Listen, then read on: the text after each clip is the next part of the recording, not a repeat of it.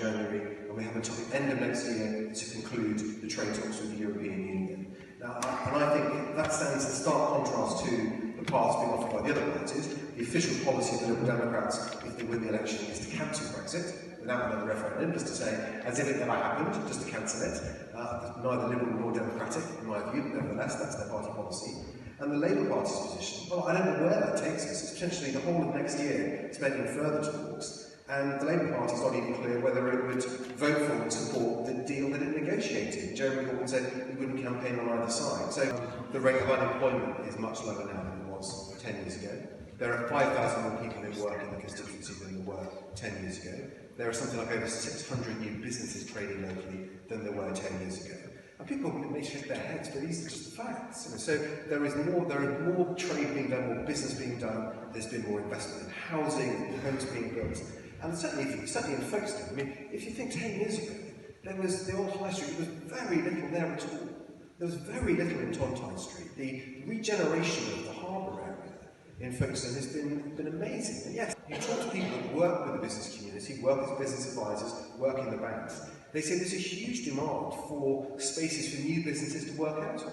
And they may not always be retail businesses, but many businesses say to me, there's not enough business space, we need space to expand.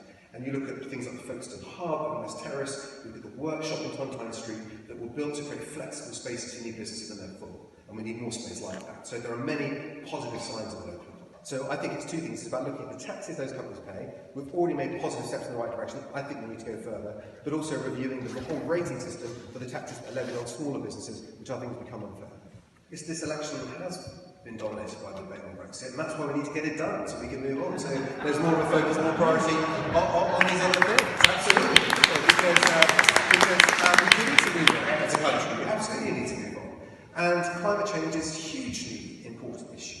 And I'm very proud of the fact that we legislated the first country in the world to make a legally binding target of being net carbon neutral by 2050. But that's not a target in that we need to do it by then, we don't need to try and do it any quicker. But it sets in law a deadline by which we say we would do it. Because decarbonisation of the economy has to be linked with working with business. I think that's a sensible move. The progress I can look at is we now see days, we see fewer days of the year now where we are burning coal than we've seen since the start of the industrial era.